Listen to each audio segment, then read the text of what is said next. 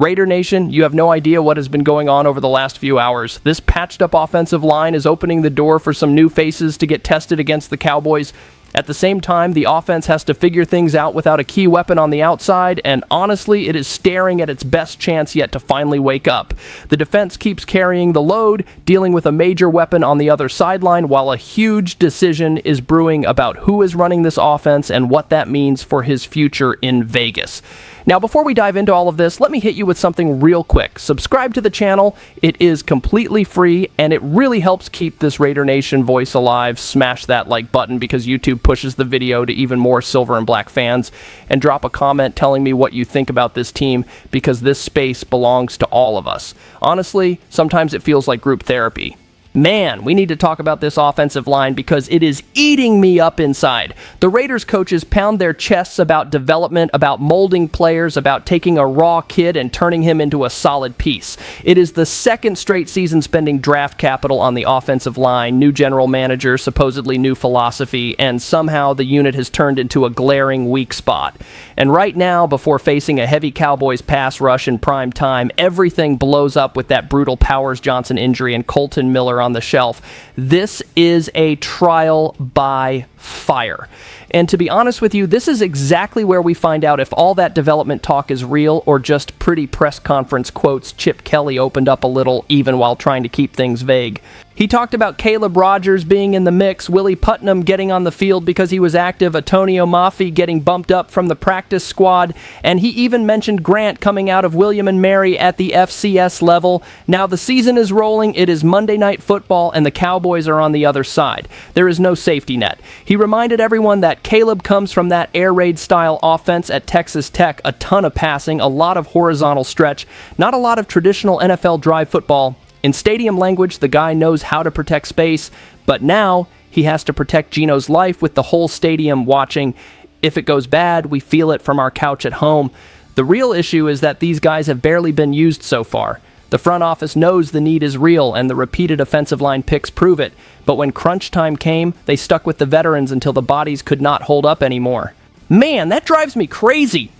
When Powers Johnson went down against Denver in ugly fashion, it turned into an emergency. Caleb comes in, Putt comes in, anyone who is breathing and knows the playbook is in. Against the Broncos, you could still hide a little because that defense has been suffocating everyone. Against the Cowboys, any mistake becomes a negative highlight, and it is not just about preventing sacks. It is about opening lanes for Ashton Jeanty to run and giving Geno time to go through his progressions without panicking after the first read. The base of any functioning offense starts with those big guys up front. Only here you get this kind of breakdown from a Raiders fan who looks at the offensive line as a mirror of the franchise. If these young guys come in nervous, committing penalties and losing leverage, the message is that this team cannot develop anybody. If they come in locked in, even making a mistake here and there, but battling every snap, the fan base feels it. I know you watching on the other side are thinking the same thing. Enough with promises. We want clean violence in the trenches and real development. Pay close attention to that line against Dallas because a lot of heavy messages are going to come out of that test. Man, this situation in the wide receiver room hits every fan right in the chest. Once again, another year where the Raiders start with a clear go-to guy in the passing game, and halfway through, that piece disappears from the board. The story with the wideout who just left is very different from that whole saga with the superstar who moved on before, but the impact on the offense feels almost the same. The sense of deja vu is annoying. It feels like this silver and black offense is always starting over from scratch every offseason, every trade, every big move. This time, it lands squarely on Chip Kelly and Geno Smith. They spent the start of the season insisting they could not afford to lose this target because he was a key piece in the offensive design. Then in no time, the front office changes course, pulls the trigger on the deal, and leaves it on the play caller and the quarterback to stitch everything together again. Let me be real with you. As much as we understand the financial side, the contracts, the long-term view, in a fan's skin, it sounds a lot like, you guys on offense figure it out, Geno figure it out. That is where things tighten up. Tyler Lockett walks right into that void. Geno spoke warmly about his old teammate, reminded everyone he is that guy who is always in the right spot, who finds the soft spots in zone coverage, who reads the defense just from the alignment. He is not a clone of anyone. He is not here to be a copy of what Jacoby Myers did, but he brings a ridiculous level of football IQ to the group. And honestly, What a relief to see a veteran the quarterback truly trusts. He is the type of player who does not need to be the biggest or the fastest to solve plays. He wins from the neck up with clean routes and reliable hands. Only here, you get this kind of take from a Raiders fan who is tired of seeing raw athletic freaks with no feel for the game, helping very little. At the same time, you cannot fall into the trap of thinking Lockett alone covers this whole gap. Geno himself made it clear. The plan is to spread the ball around, turn everybody into a quarterback-friendly target, think the game together, work to the right spacing. That takes chemistry, reps, and time. And that is where the anxiety hits. The season does not wait for anybody. The offensive numbers are among the worst in the league, and suddenly the most productive guy in the group is gone. It just does not make sense when you look at it from the stands. Anyone who follows this team feels that weird mix of instant nostalgia and curiosity. You miss what Myers brought week after week, that trusted third down option, and you are curious to see if Lockett and Geno in silver and black can recreate the chemistry they had in the past. Drop a comment and tell me if you think this swap at wide receiver was a smart gamble or a huge mistake. Because that emotional weight around the passing game is going to matter a lot when we zoom out and judge this entire offense. Honestly, this Raiders offense has turned into a show where we already know the script but keep watching anyway. Geno Smith, Ashton Jeanty, Pete Carroll, Chip Kelly, all that talk of a modern explosive system, and what we got back was ugly stat sheets. 30th in yards per game, 31st in points, a unit that looks stuck, slow to read, and stuffed in the run game. To be honest with you, this is not what Raiders fans imagined when this whole crew landed in Vegas, not even close. I literally have to take a deep breath because it feels unreal to look at this roster and see so little production against the Broncos. Things almost hit rock bottom. Only 7 points, less than 200 total yards, and laughable averages, both throwing and running the ball. We knew Denver's defense is legit and has been locking teams down all year, but it still hurt to watch.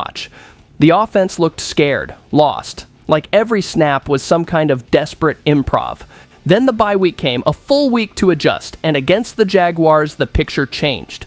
They leaned into a quick passing game. Brock Bowers came back fully healthy, stretching the field, and Geno responded with 284 yards, 4 touchdowns, and just 1 interception, completing almost everything.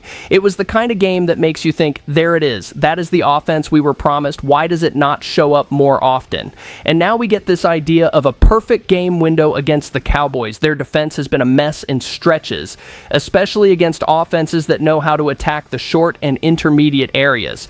Even with a big name presence on the defensive line, you can see holes everywhere when the game plan is sharp. Sportsbooks are looking at props like 3 passing touchdowns from Geno and 2 trips to the end zone for Jeanty. I am not here to sell you bets. I am here to show you how perfectly set the stage is for an offense that desperately needs to prove it is still alive. Geno already showed against Jacksonville that with decent protection and quick reads, he can still stack big plays. Jeanty has been heating up, scoring in 2 straight games and in 3 of his last 4. And this Cowboys defense has been getting gashed by running backs, allowing more than 150 total yards per game and a truckload of scores on the ground. Honestly, if this offense does not blow up now, when will it? Only here you get this kind of breakdown from a Raiders fan who lives in that balance between numbers and gut feeling from the stands. It is not just about pretty stats. It is about the statement. If this offense walks into a national spotlight game against a shaky defense and still stalls, the conversation about the future of the play caller and the quarterback is going to get even heavier. If they explode, if they crack 30 points and Geno and Jeanty go off, the whole tone shifts and becomes, maybe this group just needed time to click. Hit the comments and tell me if you think that long-awaited breakout is coming, or if the frustration is going to keep building because however this offense responds now is going to carry a price down the road. I am honestly blown away by how this Raiders defense keeps holding things together while the offense trips over itself. 3 straight losses, confidence shaking, and the Patrick Graham unit still shows up like every game is win or go home against the Broncos. On a short week, these guys came out flying, changing looks on the fly, and executing the game plan with real intensity. And Graham himself was the first to say he needed to finish better, that he had to close the plan in a more winning way. Being straight with you, it is rare to see a coordinator own that much of the blame that sends a very clear message into the locker room. He talked a lot about Eric Stokes, the veteran who quietly turned into a pillar in the secondary. He highlighted how the guy is long, fast, physical, rarely flags for penalties, and still sets a leadership standard. That strictly business vibe that only old school heads catch right away. When it is time to line up in man coverage, Stokes has stepped up and not hidden from the moment. That is gold for a team that lives in close games because any pass interference can flip a result. A defense that plays clean and aggressive at the same time is every fan's dream. Then you get into the matchup with a physical receiver on the other side, like George Pickens, who has drawn a ridiculous number of defensive pass interference flags this year. Graham poured on the praise. He talked about the size, the speed, the hands, the ability to flash the hands late and go up and get the ball. He even mentioned practice memories with Randy Moss while being careful not to compare the two. The message is simple. If the coverage slips for a second, the whistle blows, the catch happens, and the damage is doubled, and that matters a lot right now, facing a Cowboys offense that also knows how to exploit mismatches on the perimeter. He also pointed out how big it is to have Lonnie Johnson Jr. back patrolling the deep end. He talked about his communication, his size, his speed, and especially his energy.